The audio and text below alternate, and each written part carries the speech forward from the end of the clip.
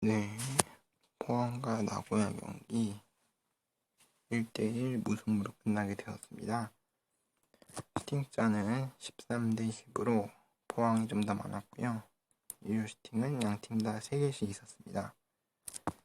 코너킥 숫자는 5대 6, 파울 숫자는 17대 12, 옵사이드는 포항만 1개가 있었습니다.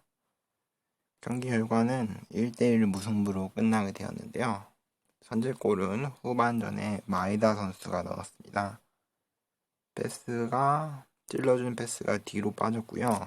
마에다 선수가 침착하게 잡고 그 패스를 미어 포스트 쪽으로 강하게 밀어 넣으면서 골로 이어지게 되었습니다. 그래서 포항이 후반전 내내 1대0으로 밀려가면서 불안한 분위기에서 경기를 진행하게 되었고요. 그러던 와중 마지막에 롱패스가 날아갔고 롱패스를 전민광 선수가 이제 잘 돌려놔주고 수비수가 이제 커트를 미스하면서 전민광 선수의 롱패스가 앞에 있던 타시 선수한테 이어지었습니다. 그 타시 선수가 그 슈팅을 그 돌파를 그 패스를 돌파해가지고 골로 마무리 짓게 되었습니다. 자, 그러면서 1대1 무승부로 끝났고요. 일단 포항이 무승부를 하면서 16강 가능성을 조금 열어놓긴 했는데요. 포항 입장에서는 정경기 라차부리 경기를 무승부로 끝냈기 때문에 이 경기를 이겨야 되는 경기였어요. 이기면 거기 사실상 16강 진출을 확정 짓는 상황이었거든요. 포항이 승점을 최대한 많이 쌓아놔야 되는 입장이었는데 그런 상황에서 봤을 때 이 경기가 상당히 중요했습니다. 근데 포항이 선제골을 먹혔는데요. 그 선제골을 먹힌 장면을 보면은 앞에서 제대로 마크하지 못한 수비수 잘못도 있겠지만 강현무 골키퍼의 올바르지 못한 안타까운 대처가 있었고요. 마에다 선수가 워낙 슈팅을 잘 때렸죠. 그 상황에서 침착하게 때린 게 골로 이어졌기 때문에 그렇지만 포항은 전체적으로 좀 아쉬웠습니다. 전반전도 나고야한테 전체적으로 밀린 경기였고요. 포항이 찬스가 몇 번 있었거든요. 나고야도 있었고 포항도 있었는데 포항이 그 찬스를 살려내지 못해서 이길 수 있었던 경기를 이기지 못한 게 조금 많이 아쉽습니다.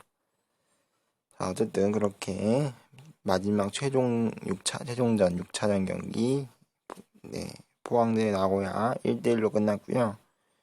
이어서 열린 조르하고 라차부리 경기는 0대0 무승부로 끝나게 되었습니다. 자, 이러면서 G조 경기는 전부 끝났고요. 1위가 16점으로 플러스 12로 나고야 그랜퍼스가 1위를 차지했고요. 2위는 포항이 11점 플러스 4입니다. 일단 다른 조 결과를 봐야 할 것 같고요. 3위는 조르, 4위는 라차부리입니다. G조는 이렇게 순위가 전부 나왔고요.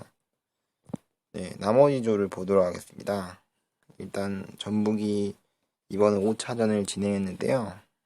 경기 결과는 치앙라이아 경기 1대3으로 이기게 되었습니다.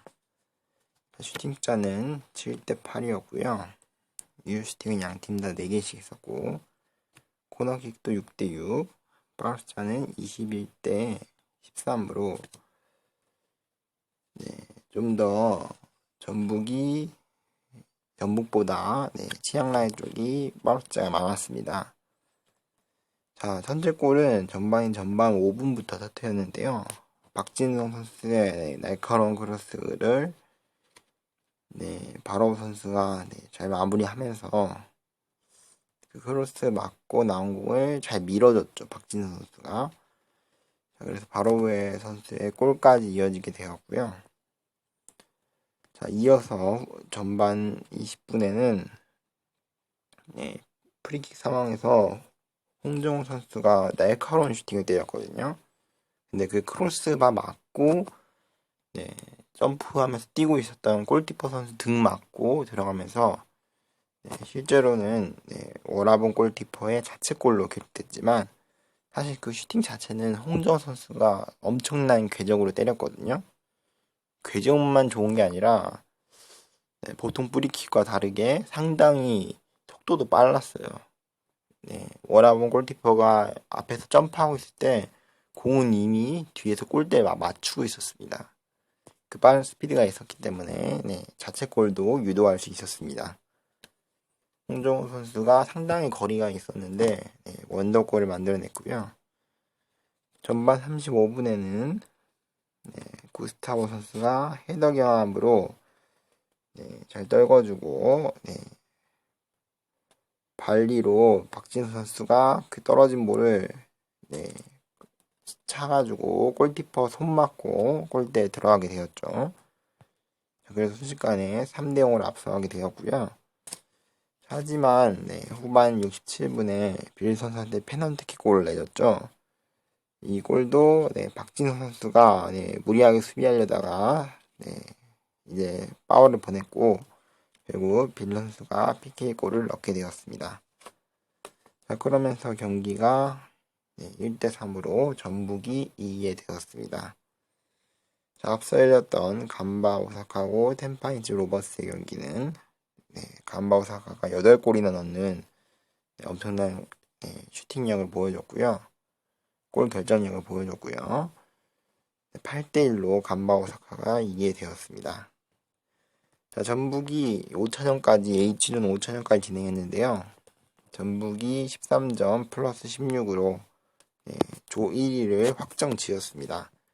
나머지 간바 오사카하고 6차전 경기에서 설령 진다 하더라도 조 2위로 진출하게 되었고요.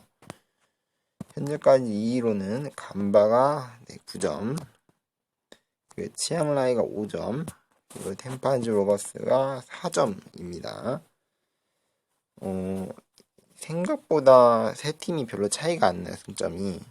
전북하고 간바오사카하고 4점 차이, 치앙라이하고 간바오사카가 또 4점 차이거든요. 자, 전북이 이 경기를 이기면서 네, 치앙라이를 이기면서 전북이 1위를 확정지었고요. 네, 또 간바가 텐바인즈를 잡고 전북이 치앙라이 잡으면서 간바 오사카도 네, 조 2위를 확정짓게 되었습니다.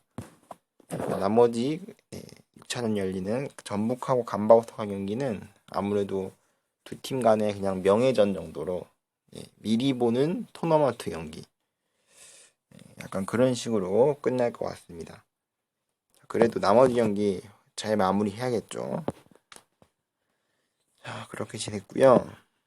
일단 간바 오사카가 네, 이번 텐바이즈 경기에서 7골을 넣으면서 네, 조 2위 간의 경쟁에서 네, 이제 어느 정도 경합을 하고 있는 상황이거든요.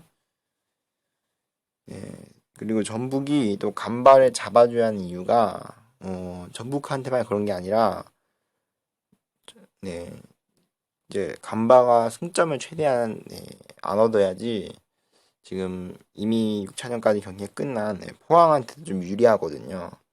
포항이 11점인데 간바가 9점입니다. 네, 그런 상황이기 때문에 포항 팬 입장에서는 전북이 네, 간바 오사카를 네, 잡아주기를 원하겠죠. 아무래도 네, 그러고 있고요.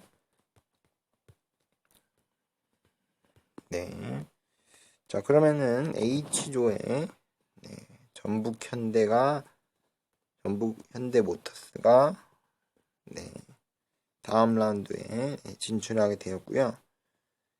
자, 여기서 나타나지는 않지만 네, 조 2위를 확정지은 간바 오사카도 조 2위 팀 간에 경쟁을 할 것 같습니다. 네, 그러면은 네, 여기까지 하도록 하겠고요. 네, 바로 다음 경기로 넘어가 보도록 하겠습니다. 네, 카야랑 바툼의 경기 7시에 열린 경기였죠. 1대0으로 바툼 유나이티드가 이겼고요. 후반 83분에 터진 골이 결승골이 되었습니다.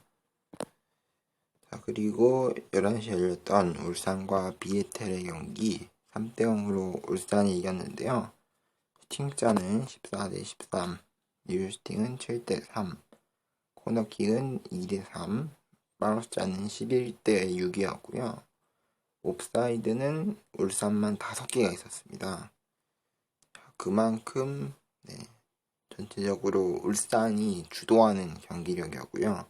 그렇지만 슈팅 숫자를 봐서라도 양팀 좀 비슷한 편이었죠. 그래서 비에텔의 날카로운 공격도 울산의 가슴을 철렁이게 만들었습니다. 일단 전반전에 많이 아쉬웠습니다. 울산이 집중력이 많이 떨어져가지고 슈팅자를 더 가져갈 수 있었는데 더 가져가지 못했고요. 그러다 보니까 패스미스도 많아져가지고 비에텔한테 오히려 슈팅을 더 내주기도 했습니다. 하지만 전반 시작하고 나서 박호 선수가 깔끔한 측면 돌파를 해냈고요. 거기서 이제 수비수 2명을 제끼는 오버래핑까지 아주 놀라운 개인기를 보여줬고, 마지막에도 2명도 제끼면서 총합적으로 4명을 제끼고 슈팅을 밀어 넣었습니다. 그리고 보통이라면은 한 번 더 이타적인 플레이로 다른 선수한테 패스할 만도 한데 그 상황에서 되게 간결하게 마무리했다는 점에서 박호 선수가 만든 슈팅이다, 그렇게 보시면 될 것 같습니다. 자, 그리고 두 번째 골은 힌터지어 선수인데요. 안용호 선수의 안용호 선수입니다. 안용호는 대구에 있지.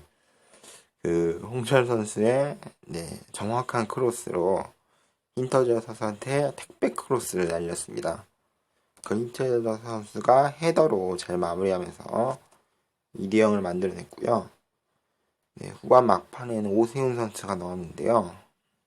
오세훈 선수가 슈팅을 때렸는데 첫 번째 슈팅에서는 골키퍼가 잘 막아내고 그 이후로 다시 세컨볼로 다시 만들어 갔고요. 결국 힌터지어 선수 밀어준 공을 이청용 선수가 크로스로 다시 오세훈 선수한테 줬고, 그 오세훈 선수가 가슴 트래핑 이후로 발리슛으로 마무리했는데요. 골키퍼 맞고 들어가면서 결국 3대0으로 울산이 이기게 되었습니다. 그리고 차전경기 전부 끝났고요. 여전히 15점 플러스 10으로 울산이 1위고요. 2위는 BG 바툼 유나이티드, 비에텔 FC, 카야 FC 순서대로 순위가 유지되고 있습니다. 자, 울산이 마지막 경기를 BG 바툼 유나이티드랑 하는데요. 2점 차로 지더라도 울산이 조 1위를 확보하기 때문에 울산이 지는 경우의 수는 3골 차로 지는 거. 3골 차로 지지 않으면은 울산은 다음 라운드 1위로 진출할 가능성이 높고요. 설령 3골 차로 지더라도 울산이 올라갈 가능성이 대단히 높기 때문에 사실상 울산은 다음 라운드 진출을 확정 지었고요. 물론 남은 경기를 깔끔하게 이기는 게 좋겠죠. 자, G조는 뭐 저번에 설명드렸고, 다음은 H조도 설명드렸죠. 5차전까지 진행한 다음에. 다음은 I조인데요. I조 같은 경우는 대구가 이번 가와사키 경기에서 무조건 잡아야 하는 경기였는데 결과적으로는 1대3으로 졌거든요. 그리고 그 전에 열렸던 베이징하고 유나이티드 시티 FC 경기에서는 2대3으로 유나이티드 시티 FC가 결국 베이징을 잡게 되었습니다. 이게 또 대단한 게 베이징이 전반 초반에 2골 넣은 다음에 유나이티드 시티 FC가 후반에 3골을 넣어가지고 역전을 해낸 거거든요. 그래서 절묘하게 펠레 스코어로 끝났는데요. 유나이티드 시티 FC의 열심히 노력하는 저력이 눈에 띄게 보였습니다. 비록 두 팀 다 대구 FC랑 가와사키 프론탈레한테 크게 지면서 이미 일찌감치 탈락은 확정이었지만 두 팀의 의지력을 볼 수 있었습니다. 자, 그리고 우리한테 중요한 경기죠. 대구랑 가와사키 경기. 1대3으로 가와사키가 이겼는데요. 레안드로 다미앙 선수의 해트트릭이 눈에 띄게 보였습니다. 일단 슈팅 숫자는 10대 19, 유효슈팅은 4대 9, 코너킥은 3대 6, 파울차는 11대 12, 양팀 다 그리고 옵사이드는 없었습니다. 경기 전에 지금 양팀 다 실점을 보면은 대구가 3실점, 가와사키가 2실점 했는데요. 이 실점을 한 팀이 서로예요. 그러니까 베이징공항이랑 유나이티드 시티 FC하고 경기에서 두 팀은 단 1실점도 안 했습니다. 그만큼 단단한 수비력을 보여줬는데요. 그만큼 이 경기가 상당히 중요한 경기였어요. 대구 입장에서는 첫 경기를 무승부가 아니라 졌기 때문에 이 경기를 무승부 내지 무조건 이겨야 하는 경기였고요. 지면 절대로 안 되는 경기였는데 결국 져버렸습니다. 선제골은 미토마 선수가 땅볼 크로스로 정말 깔끔하게 내리더라고요. 보면은 한번 이제 측면 싸움을 해가지고 상대 이제 수비수를 제낀 다음에 크로스를 올린 경우가 많은데 그 상황에서 다이너믹하게 그대로 크로스를 내렸고요. 이게 반대쪽에 있었던 선수한테 세컨볼로 이어졌고 그 다음에 미토마 선수가 이제 땅볼 슛을 찼는데 그게 골대 맞고 나왔고 근데 놀라운 거는 그 골대 맞고 나온 공을 레안드로 다미앙 선수가 발리 헤더란 말이 맞을 정도로 골대 맞고 나온 볼을 뭐 예측이라 한 듯이 바로 넣었어요. 보통이라면은 지체할만도 한데 깔끔하게 바로 넣으면서 대구 수비진이 사실 무너진 거죠. 확실히 선수를 앞에 땅볼 슛 할 때 마크를 해줬어야 되는데 못 해주면서 그런 거거든요. 그게 좀 아쉬웠습니다. 하지만 이어서 에드가 선수의 동점골이 터졌죠.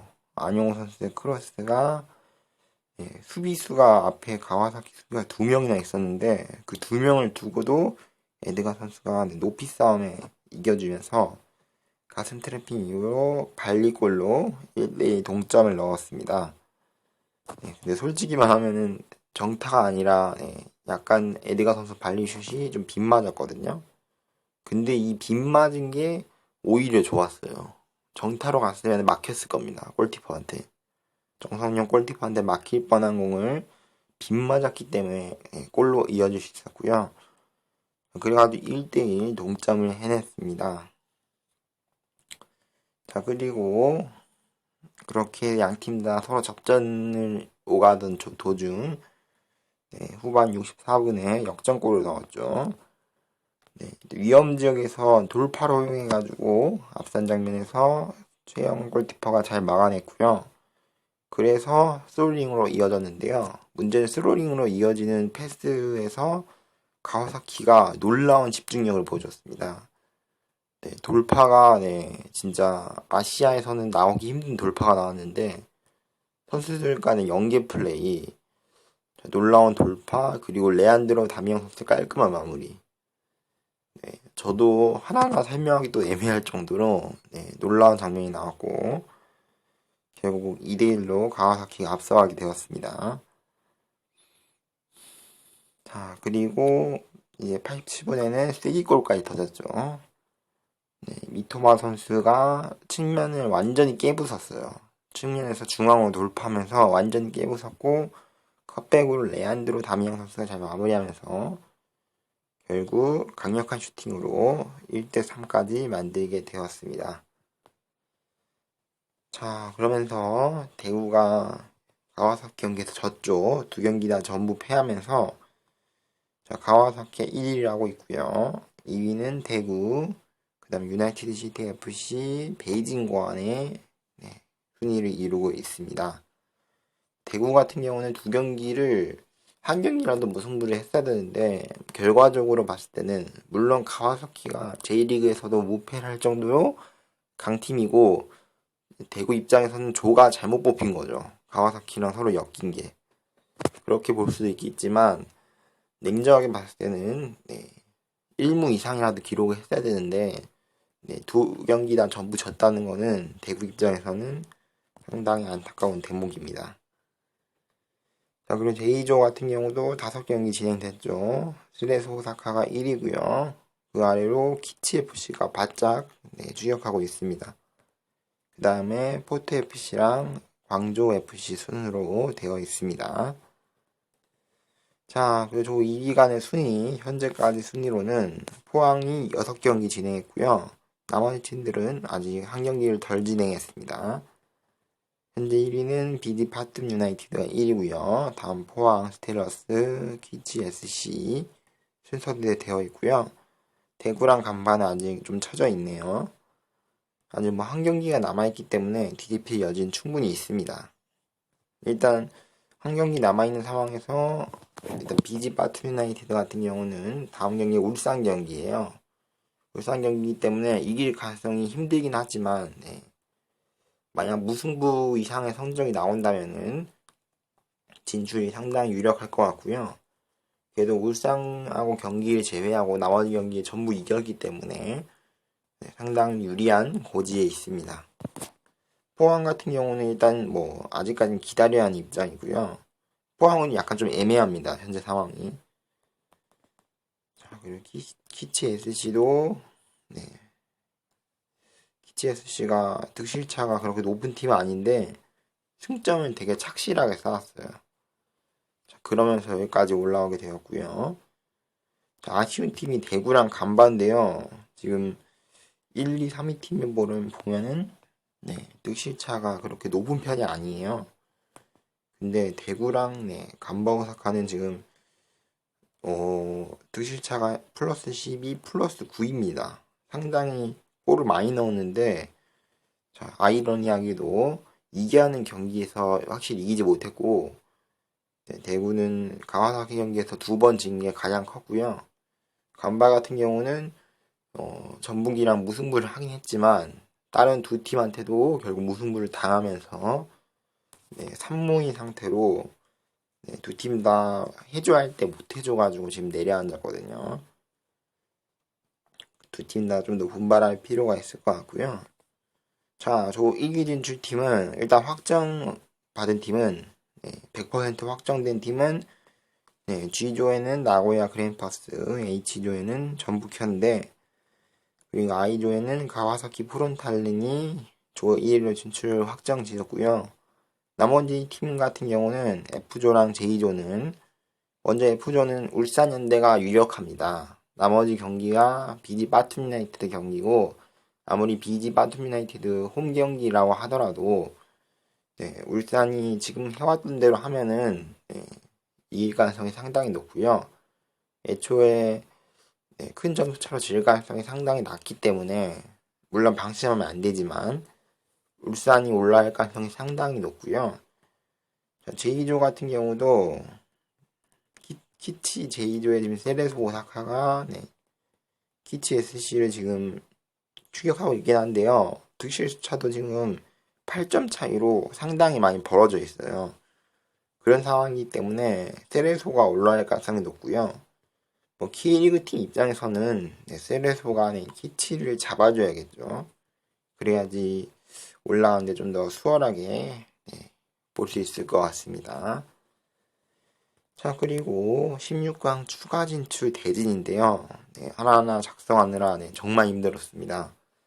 정말 의미 없게 이걸 다 작성했는데요. 자, 왼쪽이 홈 경기고 오른쪽이 어웨이드 경기입니다. 자, 물론 코로나19로 뭐 한 경기에서 몰아서 치른다면은 의미 없는 거겠지만 그렇지만 일단 이렇게 대진이 나왔고요. 자, 이게 사실 중요한 게 울산이 마지막 경기가 BG 바툼 유나이티드랑 경기잖아요. 전북 같은 경우도 마지막 누구냐? 간바지 맞다. 간바 오사카 경기잖아요. 전북 같은 경우도 간바 오사카랑 마지막 경기를 하는데요. 물론 무조건 이기는 경기를 해야겠지만 이기는 이유가 있습니다. 일단 전북이 만약 간발을 잡았을 때 이득을 보는 팀들은 조 2위에서 경쟁하고 있는 포항하고 대구 입장에서는 일단 상당히 좋은 소식이겠죠. 그것뿐만 아니라 자기 자신한테도 이득입니다. 왜냐면은 여기 대진을 보면은 만약 전북이 간발이 이긴다면은 간바 오사카가 다음 라운드에 진출할 가능성이 상당히 낮아져요. 상당히 낮아지기 때문에 대진표 상에서 봤을 때는 전북이 조 1위 팀이 아니라 조 2위 팀을 만날 수 있습니다. 근데 간바 오사카가 다음 라운드에 진출한다면은 즉 자기 조에 있는 2위 팀이 다음 라운드에 진출한다면은 그 조에 있는 1위 팀은 다른 조 1위 팀이랑 경기할 가능성이 상당히 높습니다. 지금 대진을 보면은 그렇기 때문에 각조 1위 팀 같은 경우는 각조 2위 팀이랑 경기에서 확실하게 이겨가지고 다음 라운드에 진출을 못하게 하는 것도 어찌 보면은 전략일 수도 있습니다. 그에 따라서 16강 대진이 달라지기 때문에 상당히 중요하고요. 이렇게 다 써져 있는데 현재까지 순위로만 봤을 때는 F조, G조, J조인데요. F조, G조, J조가 이 세 번째입니다. 이럴 경우에는 울산이 세레소 오사카랑 붙고요. 나고야 그랜퍼스랑 그리고 키치 SC 그리고 전북 현대랑 BG 바툼 유나이티드 그리고 가와사키 프론탈렌이랑 포항 스틸러스가 이런 식으로 같은 조랜다. 그 16강 토너먼트에서 같이 묶이게 됩니다. 이런 식으로 되기 때문에 그 점 참고할 필요가 있을 것 같고요. 이건 미리 다 짜놓은 거기 때문에 뭐 조작이고 뭐 그런 거 없습니다. 자, 이렇게 16강 대진까지 전부 나올 것 같고요. 16강은 아직 9월달로 적어놓긴 했는데 확실하진 않아요. 지금 뭐 일정이 바뀐다는 얘기도 있기 때문에 일단 좀 더 상황을 두고 올 필요가 있을 것 같습니다. 자, 이렇게 G조 같은 경우는 6차전까지 전부 진행해 봤고요. 나머지 팀들은 5차전까지 진행하면서 어느 정도 윤곽이 드러나는 조가 상당히 많은데요. 아직까지 순위 경쟁이 끝나지 않았기 때문에 모든 팀들, 특히 조 2위 팀들 분발할 필요가 있을 것 같습니다. 재밌게 보셨다면 구독과 좋아요는 필수입니다. 그럼 다음 시간에 만나요. 빠이.